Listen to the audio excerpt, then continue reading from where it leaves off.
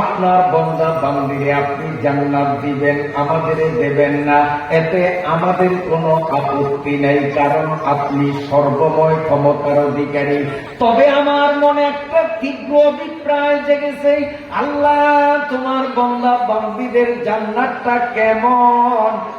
সীমিত হায়াতের মধ্যে তোমার যেসব বান্দা বান্দিরা অল্প কিছুদিন নেক আমল করবে, অনন্ত অনাদিকালের জন্য তাদেরকে কেমন জান্নাত তুমি দেবা? আল্লাহ জান্নাতটা একটু ঘুরে দেখতে মন চায়। আল্লাহ রাব্বুল আলামিন বলেন, জান্নাত ঘুরে দেখার শক্তি তোমার নাই। জিবরাইল বলেন, আল্লাহ আপনি যদি অনুমতি দেন আমি একটু চেষ্টা করতে পারি। আল্লাহ বলেন, ঠিক আছে, তোমাকে অনুমতি দিলাম, যাও। আল্লাহ একটা বাগানের কিনারে জিবরাইলকে দাঁড় করিয়ে দিলেন। হযরতে জিবরাইল তার গতি সম্পন্ন ৬০০ পাখা সঞ্চালন করে করে অবিরাম গতিতে উঠতে লাগলেন।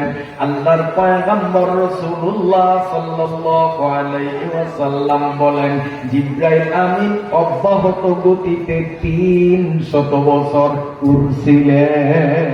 ৩০০ বছর বিরাম গতিতে।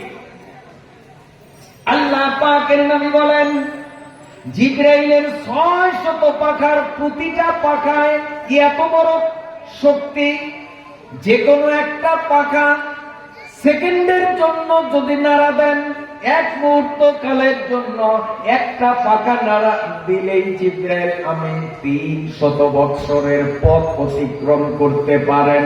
তাহলে ৬০০ পাখা নাড়লে কত মাইল, কত কিলো সেকেন্ডে অতিক্রম করবেন, দুনিয়ার কম্পিউটারও হিসাব দিতে পারবে না। জান্নাত আছে না না?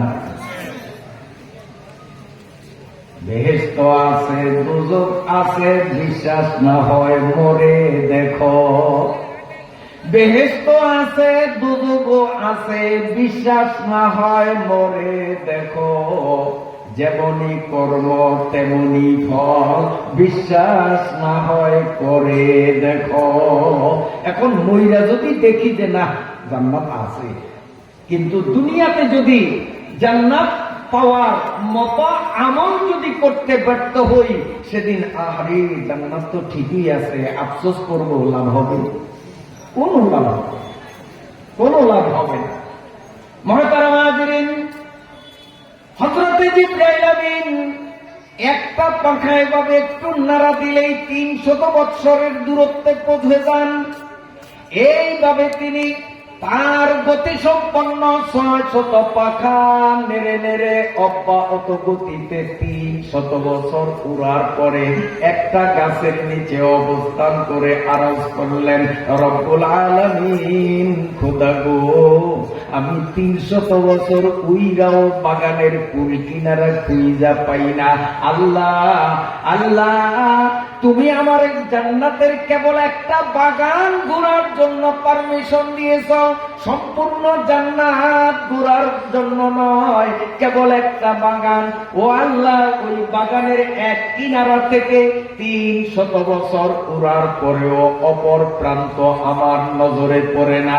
আল্লাহ, কদ্দুর আসলাম, সামনে আর কতটুকুন বাকি আছে? আল্লাহ রাব্বুল আলামিন বলেন, জিবরাইল, তোমার পরিশান্ত বদনে এখান থেকে আবারও ৩০০ বছর যদি ওড়ো, বিগত ৩০০, আগামী ৩০০, ৬০০ বছর উড়ার পরেও আমার বান্দা বান্দির জান্নাতের কেবল একটা বাগানের ১০ ভাগের ১ ভাগ অতিক্রম করতে পারবা না। সুবহানাল্লাহ, সুবহানাল্লাহ। এই জান্নাত আমরা পাইতে চাই তো কি বলে? তো জান্নাত যদি পাইতে চাই, তো আমাদের একটাই মাত্র পথ। সেই পথটা কি? আল্লাহ রাব্বুল আলামিনের বিধান, নবী পাক সাল্লাল্লাহু আলাইহি ওয়াসাল্লামের তরিকায়, হক্কানি আলিম উলামাদের ইশারায় আমরা নেক আমলের পরিমাণ বাড়িয়ে দিব। কি বলেন? ঠিক আছে নি? রাজি আছি সবাই? আমল সে জিন্দেগি বনতি আয়ে, জান্নাত বি জাহান্নাম বি। ये अपनी खाकी फितरत से आए ना नारी व नूरी।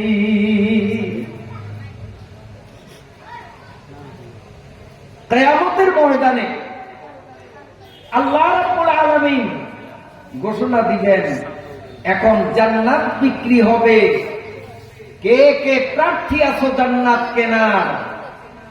তখন আমি কিন্তু দাঁড়িয়ে যাব, আল্লাহ আমি আছি একজন, তোমার জান্নাত চাই। আপনারা কি বলেন, চাইবেন না? আল্লাহ তোমার জান্নাত দরকার নাই, জাহান্নামই ভালো। কি বলেন? জান্নাত কে কে পাইতে চাই? নারায়ে তাকবীর। তাকবীরটা হইল না। তার কারণ এখনো কিছু মানুষ আসে নাই, যে প্রধান অতিথি তো ওঠে না এত সকালে ময়দানে যায়, লাভ কি? ওই ইয়াসিন নবীপুরি খালি ফিল্ডেই ওই করতেছে, মনে করছে আমিও যাই নাই, কেউ যাই নাই, খালি ওগুলারে ওয়াজ শোনায়। আপনারা এমন জোরে একটা তাকবীরের আওয়াজ দিয়ে আকাশ বাতাস মুখরিত করবেন, যাতে ওদের ভুল ভেঙে যায়, তারা মনে করে আমি হতভাগ্য, মাহফিলে না গেলেও আল্লাহ পাকের মকবুল অসংখ্য বান্দারা কোরআনের মাহফিলের মধ্যে হাজির। আপনাদের এই আওয়াজ তাদের কর্ণকুহরে পৌঁছে দিলে আশা করি মুহূর্তের মধ্যেই এই ময়দানে তিল ধরার ঠাঁই পাবে না, তারাও অতি তাড়াতাড়ি মাহফিলে আসবে। আদ-দাল্লু আলাল খাইরি কাফাইলিহি, আমাদের তাকবীরের ধ্বনিতে প্রভাবিত হয়ে যে কয়জন আল্লাহর বান্দা মাহফিলে আসবেন, প্রত্যেকে যে পরিমাণ সওয়াব পাবেন, আমরা তাকবীর যারা দেব ভিন্ন ভিন্ন ভাবে, একক ভাবে আমরাও সেই পরিমাণ নেকি পাবো। এজন্য এমন জোরে আওয়াজ দিতে হবে যেন তাদের কানে আওয়াজ পৌঁছে যায়। সাহস আসেনি? বলেন আসেনি? দেখি এবার কার কার সাহস আছে। ভেতরের সমস্ত আওয়াজগুলো কণ্ঠনালীর গোড়ায় এনে সমস্বরে আকাশ বাতাস মুখরিত করে উচ্চ কণ্ঠে আওয়াজ তুলুন, নারায়ে তাকবীর, নারায়ে তাকবীর। আজকের মাহফিল সফল হোক, আজকের মাহফিল। রাগ করছেন? কোনটা আসলেও ভালা, না আসলেও ভালা। জোরে জোরে কয়েকটা তাকবীর দেওয়াতে আমাদের মধ্যে যে একটা ক্লান্তি আর অবসন্নতা এসেছে, অন্তত এটা তো দূর হয়েছে। কি বলেন? একটা নতুন চেতনা আমাদের মধ্যে আসছে না? শরীরটা একটু সতেজ হইছে না? তো ওনারা আসলেও ভালা, না আসলেও ভালা, আমাদের লাভ। রাজার হাতি মরলেও একলা, বাঁচলেও একলা। আল্লাহ, জান্নাতে যাইতে চাই আমরা। আল্লাহ যখন ঘোষণা দিবেন আর আমরা সবাই যখন মাথা উঁচু করে বলবো আল্লাহ আমি আছি, আল্লাহ বলবেন শুধু আসি বললেই হবে না, আমি জান্নাত ফ্রিতে দেব না, আমার থেকে জান্নাত ক্রয় করতে হবে। আর এখানে ডলার চলবে না, এখানে টাকা চলবে না, এখানকার মুদ্রার নাম হলো কর্ণাটক, নেকামল, সোয়াব। আমারে সোয়াব দাও, আমি জান্নাত দেব। বন্ধুরা আমার, রাসূলুল্লাহ সাল্লাল্লাহু আলাইহি ওয়াসাল্লাম উম্মতের কান্ডারি নবী, আল্লাহ রাব্বুল আলামিনের কাছে দরখাস্ত দিলেন, পরওয়ারদিগারে আলম, আপনি তো জান্নাত ফ্রিতে দেবেন না, জান্নাত আপনি সওয়াবের বিনিময়ে বিক্রয় করবেন, কিন্তু আমার উম্মতগুলোকে হায়াতের সময়সীমা আপনি একেবারে সংকুচিত করে সামান্য হায়াত দিয়েছেন। আমার উম্মতগুলো জন্মলগ্ন থেকে মরণ পর্যন্ত সারাটা জীবনের প্রতিটি মুহূর্ত ইবাদতে মগ্ন থাকলেও আপনার জান্নাত কিনতে যে পরিমাণ সওয়াবের দরকার, আমার উম্মতগুলো তো ওই পরিমাণ সওয়াব কামাতে পারবে না। তাহলে আমার উম্মতগুলো কি করে আপনার থেকে জান্নাত কেনা সম্ভব? আল্লাহ রাব্বুল আলামিন জানাইয়া দিলেন, হাবিব আমার, দোস্ত আমার, আপনার উম্মতের হায়াতের সময়সীমা একেবারে ছোট্ট, গড়ে আমরা 40 বছর হায়াত পেয়ে থাকি। এই 40 বছরের সন্ধ্যা আমার সীমিত আয়াতের মধ্যে আল্লাহ বলেন, আমার থেকে জান্নাত কিনতে যতটা সওয়াবের দরকার, আপনার একটা উম্মত ওই পরিমাণ সওয়াব কামাতে পারবে না। আমি আল্লাহও ভালো করে জানি। জানে কি জানে না? আল্লাহ বলেন আমি জানি, তাই আমি কিছু অফার দিয়ে দিলাম আপনার মাধ্যমে। আপনি আপনার উম্মত গুলোকে জান্নাতের পাগল, জান্নাত নবী উম্মত গুলোরে অফার জানাইয়া দেন। আপনার উম্মত গুলোর মধ্যে যাদের মা বাবা এখনো জীবিত আছে, মায়ার দৃষ্টিতে যদি এক নজর মা কিংবা বাবার চেহারার দিকে তাকায়, আমি রব্বুল আলামিন তার আমলনামায় একটা কবুল হজের সওয়াব দেব। সাহাবায়ে কিরাম আরজ করলেন, ওয়া ইন্না যারা কুল্লা ইয়াউমিন মিয়াতা মাররা, ইয়া রাসূলুল্লাহ, কোন এক সন্তান, সৎ সন্তান দৈনিক যদি 100বার মা বাবার মুখ পানে আদরের নজরে তাকায়, আল্লাহর নবী বলেন, আল্লাহু আকবার ওয়া আতিয়াব, আমার আল্লাহ বিরাট, আমার আল্লাহ মহান। 100 বার তাকাইলে আল্লাহ 100 হজের সওয়াব দিয়ে দিবেন। যাদের মা বাবা জীবিত আছে তারা কত চান কপালিয়া, তাদের ভাগ্য কত প্রসন্ন। দৈনিক শত শত হজের সওয়াব আমল নামায় মাগনা ফ্রিতে বিনা কষ্টে সঞ্চয় করার সুবর্ণ সুযোগ রয়েছে। এই জন্য যাদের মা বাবা জীবিত আছে, তোমরা দীপ্ত শপথ গ্রহণ করতে হবে, এই সুযোগ হাতছাড়া করব না। আজ থেকে আর জীবনে কখনো মা বাবার সাথে বেয়াদবি করব না, মা বাবার সাথে গাদ্দারামি করব না, মা বাবার সাথে রুক্ষ মেজাজে কথা বলবো না, বরং বাবা মার সাথে আমরা বিনয়ী হয়ে থাকবো। রাজি আছেন বাবারা? কিন্তু আমার যে সমস্ত মুরব্বী বাবারা, যাদের মাও জীবিত নেই, বাবাও জীবিত নেই, মা এবং বাবা কবরে চলে গেছেন, আপনারা এখন আক্ষেপ করতে পারেন, হুজুর এই ওয়াজটা আরো 40 বছর 50 বছর আগে কেন শুনাইলেন না? তখন তো আমার মা বাবা জীবিত ছিলেন, হজের সস্তা সওয়াব কামাতাম। এখন তো আমার মাও নাই, বাবাও নাই, হজের সওয়াব কেমনে আমি কামাবো? জান্নাত মাওলার থেকে আমি কেমনে কিনবো? মদিনার পয়গম্বর সাল্লাল্লাহু আলাইহি ওয়াসাল্লামের মাধ্যমে আল্লাহ রাব্বুল আলামিন আমার প্রতি, আপনার প্রতি দয়া পরবশ হয়ে আরেকটা অফার জানাইয়া দিলেন। আল্লাহর নবী বলেন, ও আমার উম্মতেরা, মা জীবিত নাই, বাবা জীবিত নাই, হজ কামাইতে পারো না, হজ কামাইবার ইচ্ছা যদি তোমাদের থাকে, আমি নবী আল্লাহর নির্দেশে অফার জানাইয়া দিলাম। 5 ওয়াক্ত ফরজ নামাজ, ফজর, যোহর, আসর, মাগরিব, বওরে শাহ, ফজর, যোহর, আসর, মাগরিব, বওরে শাহ, হো হুজুরে কলব সে পাঁচু আদা, হো হুজুরে কলব সে পাঁচু আদা। 5 ওয়াক্ত নামাজ।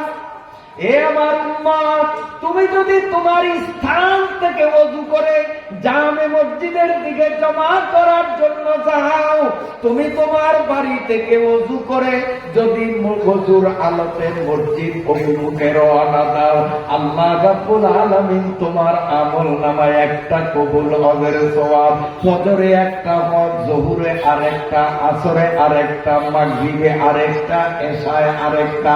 যারা নিজ বাড়ি থেকে ওযু করে ফরজ নামাজ পড়ার জন্য মসজিদে রওনা দেব, ডেইলি কম পক্ষে 5টা কবুল হজের সওয়াব পাবো। সুবহানাল্লাহ, সুবহানাল্লাহ, সুবহানাল্লাহ। এই জন্য নামাজ তো পড়বই, আর নামাজ পড়তে হলে ওযু করতে হবে।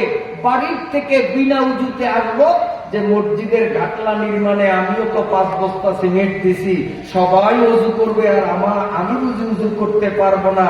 হ্যাঁ, আপনি বাড়ির থেকে বিনা ওযুতে রওনা দিয়েন, মসজিদের ঘাটলায় বসে ওযু করবেন, ওযু পাবেন কিন্তু হজ পাবেন না। এই ওযুটা যদি আপনি বাড়ি থেকে করে রওনা দিতেন তো আল্লাহ তাআলা আপনাকে ওযুর সওয়াব তো দিবেনই, নামাজের সওয়াব তো দিবেনই, বাড়তি একটা কবুল হজের সওয়াব দিবেন। তাহলে ওযু কোথায় করব? কোথায়? বাসার থেকে। বন্ধুরা আমার, ওযু যখন করতে বসবো, আল্লাহ পাকের নবী হযরত আবু হুরায়রা রাদিয়াল্লাহু তাআলা আনহুকে সম্বোধন করে বলেন, এরে আমার সাহাবী আবু হুরায়রা, সুন্দর একটা অফার তোমারে জানাইয়া দেই, কারণ হায়াতের সীমানা কম, নেকি কামাই করতে হবে বেশি, বেশি নেকি কামাইর সময় তোমাদের হাতে নাই। এই জন্য আল্লাহর পক্ষ থেকে আরেকটা অফার তোমারে দিয়ে দিলাম। ও আবু হুরায়রা, যখন তুমি ওযু করতে বলবে, ওযুর পানি হাতে স্পর্শ করার আগে তোমার জিহ্বার ওষ্ঠদ্বয় সঞ্চালন করে একবার যদি এই ছোট্ট দোয়াটা মুখে উচ্চারণ করো, আমার সাথে সাথে বলুন বিসমিল্লাহ, বলেন না আবার বিসমিল্লাহ, আলহামদুলিল্লাহ, সবাই বলেন না বিসমিল্লাহ আলহামদুলিল্লাহ। কি দোয়া আবার বলেন? বিসমিল্লাহ আলহামদুলিল্লাহ। আল্লাহ পাকের নবী বলেন, সহিহ হাদিস আলফিয়াতুল হাদিস নামক কিতাবের মধ্যে হাদিসটা উদ্ধৃত হয়েছে। রাসূলুল্লাহ সাল্লাল্লাহু আলাইহি ওয়াসাল্লাম বলেন, আমার যেই নারী উম্মত, পুরুষ উম্মত, জওয়ান উম্মত, বৃদ্ধ উম্মত, হুজুর উম্মত, পাবলিক উম্মত ওযু করার পূর্বে একবার বলবে বিসমিল্লাহ আলহামদুলিল্লাহ, তারপরে ওযু করবে। আল্লাহর নবী বলেন, ও আবু হুরায়রা, এই ওযুটা না ভাঙ্গা পর্যন্ত, যতক্ষণ পর্যন্ত ওযুটা বহাল থাকবে, ততক্ষণ পর্যন্ত তোমার ডান কাঁধের বাম কাঁধের উভয় কাঁধের ফেরেশতা প্রতিযোগিতা করে তোমার আমল নামায় সওয়াব লিখতে থাকবে। সুবহানাল্লাহ, সুবহানাল্লাহ। লক্ষ লক্ষ নেকি জমা হয়ে যাবে, নেকির পাহাড় জমা হয়ে যাবে। হাসরের ময়দানে ওই নেকির পাহাড় গুলো যখন আল্লাহ ট্রেজারিতে জমা দেব, আল্লাহ রাব্বুল আলামিন জান্নাতের টিকেট আমাদের দিয়ে দিবেন। হাসতে হাসতে আমরা জান্নাতে রওনা দেব। বন্ধুরা আমার, হাসতে হাসতে বৈধ টিকেট নিয়ে যখন জান্নাতের দিকে রওনা দেব, পৌঁছরাতের কিনারায় গিয়ে যখন পৌঁছব, হঠাৎ আল্লাহ পাকের নির্ধারিত একদল ফেরেশতা কিছু বৈধ টিকেটধারী মানুষের গতিরোধ করবে। দাঁড়াও, কই যাও? ভাই তোমরা কারা? সরো, এই যে দেখো টিকেট, জান্নাতের মালিক আমি, এই যে জান্নাতের বৈধ টিকেট আল্লাহর থেকে এই মাত্র তার ট্রেজারিতে নেকি জমা দিয়ে টিকেট সংগ্রহ করেছি, সরো। তখন ফেরেশতারা বলবে, তোমার টিকেট বৈধ ঠিক, তোমার টিকেট বৈধ ঠিক, জান্নাতের মালিক তুমি। তবে আল্লাহর জান্নাত হলো স্বচ্ছ, নির্মল, পবিত্র। তোমার গায়ের মধ্যে গুনাহের ময়লা জড়ানো আছে। মাওলার পবিত্র জান্নাতে গুনাহ মাখা নাপাক শরীর ঢুকতে দেব না।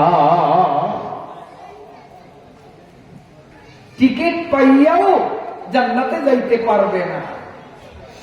তো জান্নাতে যাইতে হলে গুনাহের ময়লা পরিষ্কার করতে হবে। এখন পরিষ্কার করব কোথায়? বলবো পরিষ্কার করব কোথায়?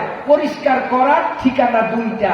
এখন আমি দুইটাই বলে দেব, আপনারা চয়ন করবেন কে কোনটা নিবেন। দুইটা জায়গায় গুনাহের ময়লা পরিষ্কার করবেন। একটা জায়গা হলো জাহান্নাম, আরেকটা জায়গার নাম হলো দুনিয়া।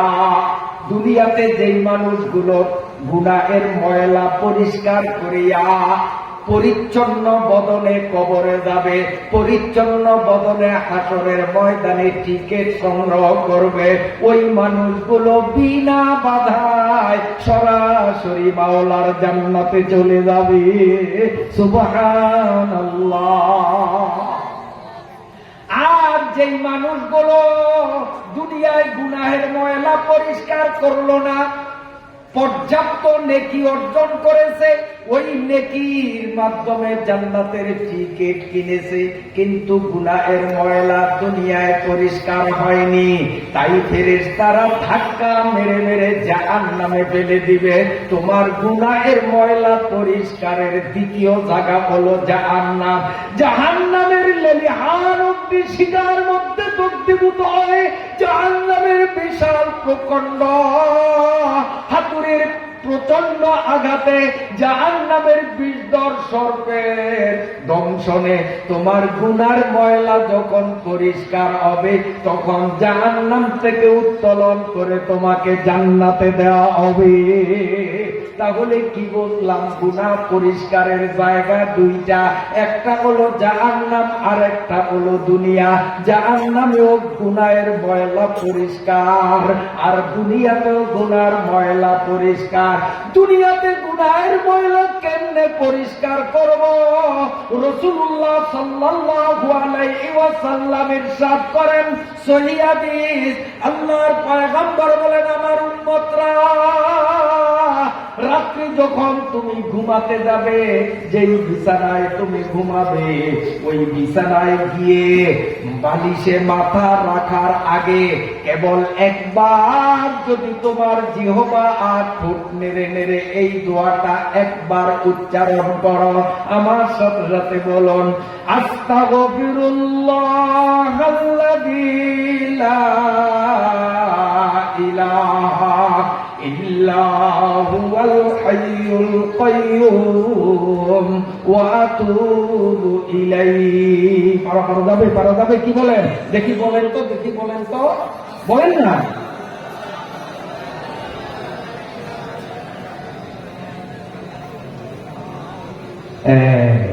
ধরা খেয়ে গেছে অনেকে।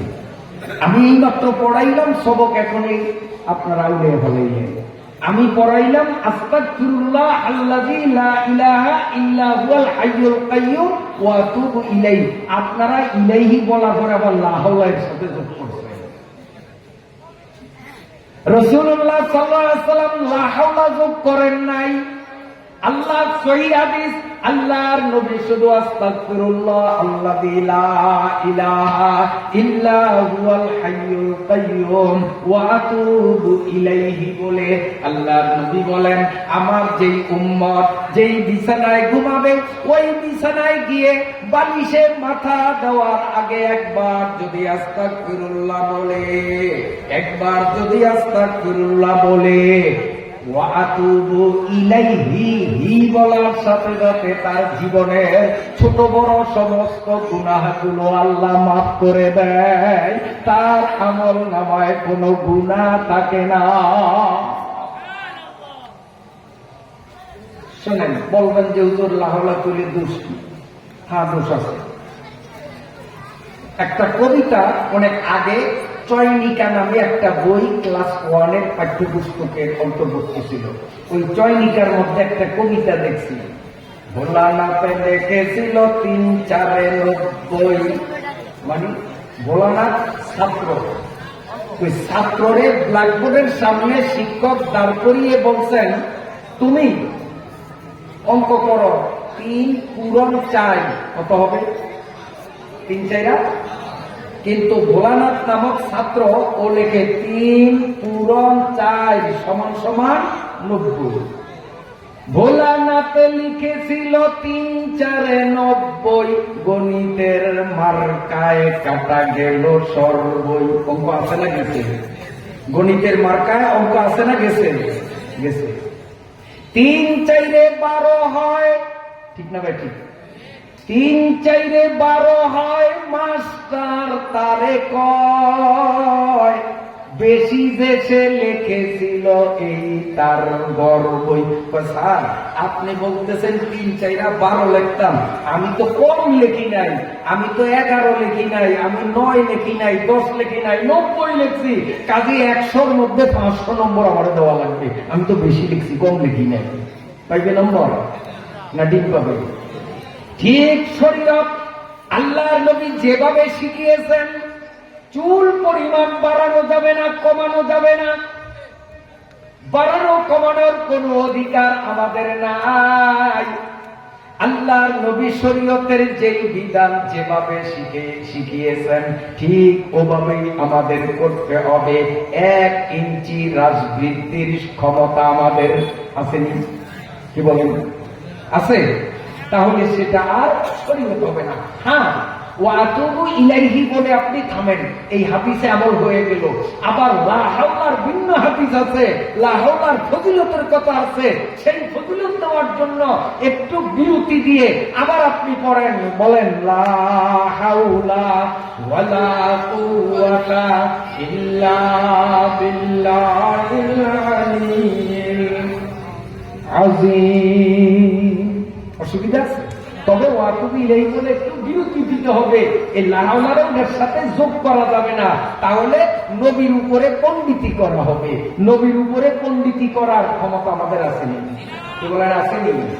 তো আল্লাহ পাক জানেন যে আমাদের স্বল্প মেয়াদের হায়াতের মধ্যে জান্নাত কামাই করতে যে পরিমাণ নেকির প্রয়োজনীয়তা রয়েছে, ওই পরিমাণ নেকি অর্জনের সক্ষমতা আমাদের নেই। এই জন্য আল্লাহ রাব্বুল আলামিন নবী পাকের মাধ্যমে আমাদেরকে এমন সুন্দর সুন্দর অফারগুলো দিয়েছেন। এই অফারগুলো গ্রহণ করা দরকার আছে কিনা? আমার মায়েরা, পর্দার আড়ালের মায়েরা, কান খুলে শুনেন। রাসূলুল্লাহ সাল্লাল্লাহু আলাইহি ওয়াসাল্লাম ইরশাদ করেন সহিহ হাদিস, দুনিয়ার কোন মুসলিম মহিলা বিবি মরিয়মের চেয়ে বেশি ইবাদতকারিনী যদি হয়, বিবি মরিয়ম আল্লাহর একান্ত প্রিয়া বান্দী, বিবি মরিয়মের মতো ইবাদতকারিনী যদি হয়, এমনকি বিবি মরিয়মের চেয়েও অধিক পরিমাণে আমলদার কোন মহিলা, কোন আমলে তার ত্রুটি নাই, ওযু গোসল ফরজ ওয়াজিব সুন্নাত পর্দা পুশিদা হক হালালি তাহাজ্জুদ আওয়াবিন ইশরাক সব আমল তার 100 কোন ত্রুটি নাই। শুধুমাত্র একটা আমলে তার ত্রুটি, সেটি হলো স্বামীর বর্ষতা স্বীকার করে না, একটু থেকে একটু হলে চোখ রাঙ্গা করে স্বামীর সাথে মুখে মুখে ঝগড়া করে। এমন মহিলা হয়তো না, আল্লাহ বহু আছে, বহু আছে। সাবধান আমার মায়েরা, এই যে একটা আমল স্বামীর সাথে বেয়াদবি করা, আল্লাহ পাকের নবী বলেন, আল্লাহ পাকের নবী বলেন, বিবি মরিয়মের মতো আমল যদি তোমার থেকে থাকে, সব আমল ঠিক, কিন্তু স্বামীর সাথে তুমি বেয়াদবি করছ, তোমার কথা ও কাজে আচার আচরণে স্বামীর মনে ব্যথা দাও, তোমার এই একটা বদ আমলের কারণে তোমার জন্য জাহান্নাম অপেক্ষমান। وقال النبي صلى الله عليه وسلم أيما امرأة ماتت وزوجها عن أعراض دخلت الجنة।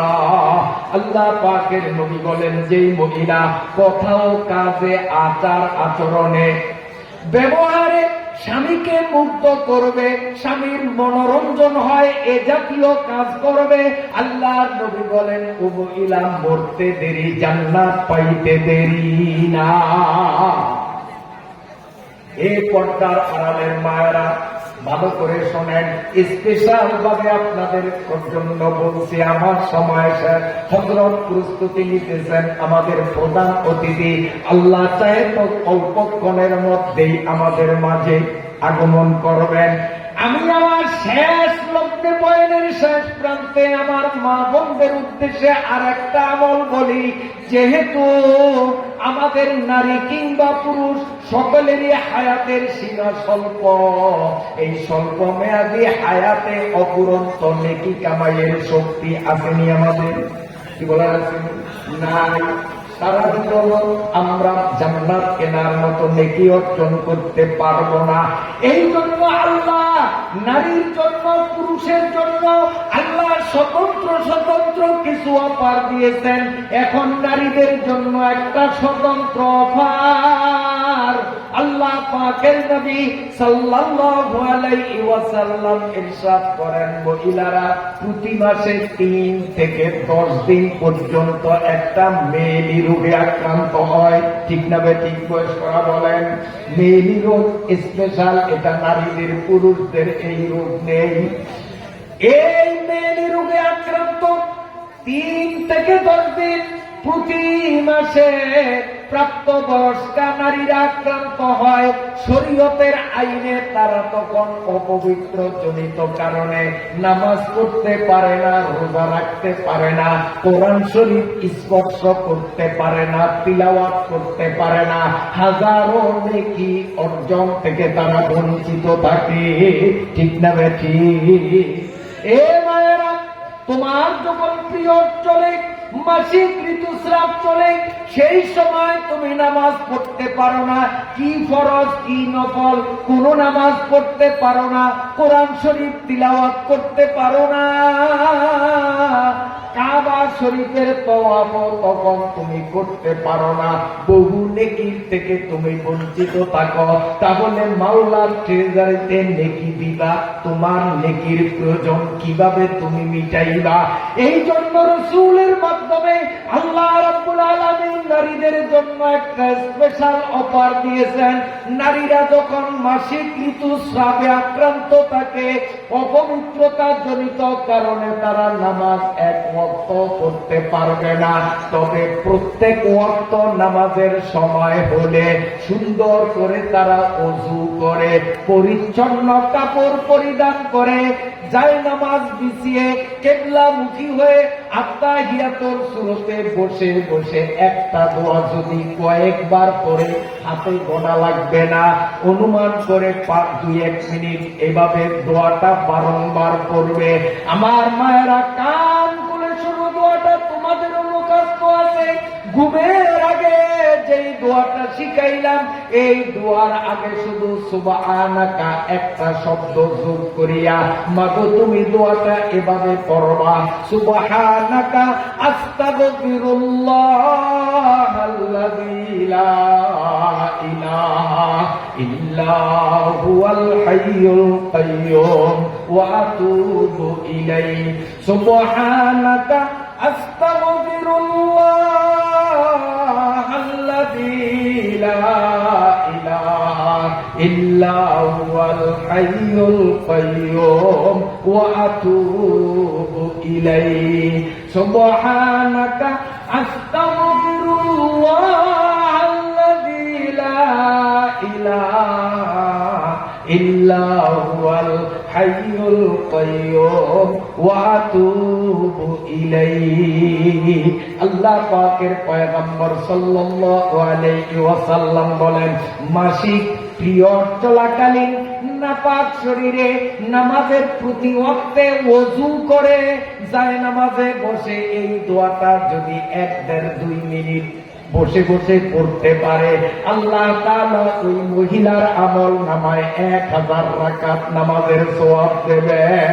শুধু তাই নয়, 2 নম্বর, ওই মহিলার আমল নামার মধ্যে একটা কবুল হজের সওয়াব দিয়া দিবেন।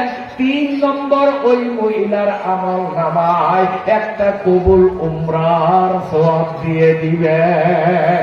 মাগো, একদিকে আল্লাহ তোমাদেরকে বঞ্চিত করলেন, ইবাদত করতে পারো না, সওয়াব কামাতে পারো না, অন্য দিক দিয়ে সহজলভ্য সওয়াবের পথ আল্লাহ নবীর মাধ্যমে দেখিয়ে দিয়েছে।